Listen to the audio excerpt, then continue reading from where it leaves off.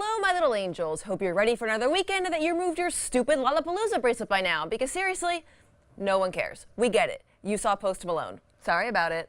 So this was a short week because Tuesday was a holiday in which we commemorated the 37th anniversary of the start of the Malvinas War. On Tuesday, President Macri met with veterans and family members of those who died in the conflict and said that Argentina's sovereignty claim for the islands is legitimate and will never be given up. He also said that we need to build consensus that transcends governments, and he does that by resorting to the tools of dialogue, trust building, and international law. In other news, let me check.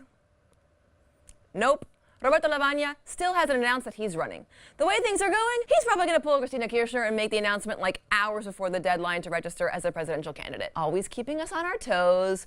Toes with socks and sandals. Just will he, won't we, bump alert. Are they dating? Are they not dating? It's like a Us Weekly tabloid. Is it US? I think it's Us Weekly. I don't even know anymore.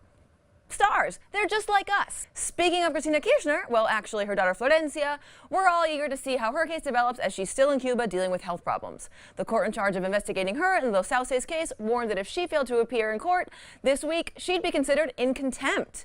Escándalo, Part 2. A different court investigating the Otesur case, however, accepted her request to stay in Cuba until April 15th. Clearly, they are not working together. Also, April 15th is like tax deadline in the U.S., so maybe there's like some subtext there. Florencia, come back from Cuba. Put down the piña colada. In the meantime, President Macri is still apparently trying to figure out who will be his running mate this year. Always a bridesmaid, never a bride. According to local media, he'd probably be willing to consider someone from the UCR party, which, let's not forget, kinda helped him win the election in 2015 by joining forces with his pro party to create the Cambiemos coalition. Hashtag never forget, Mau Mau. Come on. Get it together. Originally thought for Carolina Stanley, Gabriela Michetti, or Patricia Bullrich, looks like Macri is trying to make amends since the UCR feels a little left out lately. Whatever happens, we'll find out soon enough.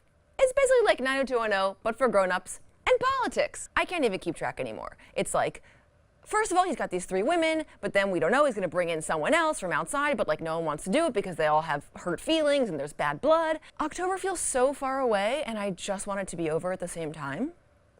Honestly, can we just suspend reality for 6 months? Jesus. In non-political happenings, finally some good news. Looks like the city of Buenos Aires is getting ready to welcome the infamous scooters that populate the capitals of the Western world, such as Madrid, Santiago, and San Francisco. About time, am I right? False, I'm wrong. Those are terrifying. Can you imagine trying to ride one of those next to the 152? I literally can't even cross the street without getting hit by a car, or a bus, or a person on a bike, or a moto. Like, what makes you think that a scooter with no head protection is a good idea in Buenos Aires? Also, baches, also adoquines.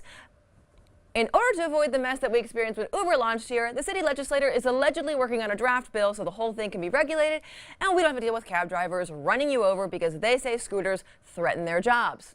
Which they would totally do, by the way. Hooray, technology! Now, let's move on to events, my favorite part, because it means I'm almost done, and I can go home and cuddle my dog with a glass of wine. Have you seen The Big Lebowski? I haven't, but I'm still contractually obligated to say it's the best movie ever. False. Of course I've seen it. One of the greatest films of all time. The Dude Abides. I just want my rug back. I want to wear my robe. I want to be Julianne Moore. I want everything. This isn't Nam. There are rules. For those of you who are fans of the film and just plain weird, but the good kind, obviously. The 3rd edition of the Big Lebowski theme party is happening this Saturday night at 10 p.m. at Billinghurst 835. There's going to be cosplay, tattoo artists, and obviously loads of white Russians. So I'll see you there. Or maybe not. But you should go, because it sounds fun. Bring your best robe. BYOB. No, BYOR. Bring your own robe. And since we're talking about movies, the Bafisi is taking place this month, so why not attend a Bafisi Marathon smack dab in the heart of Belgrano?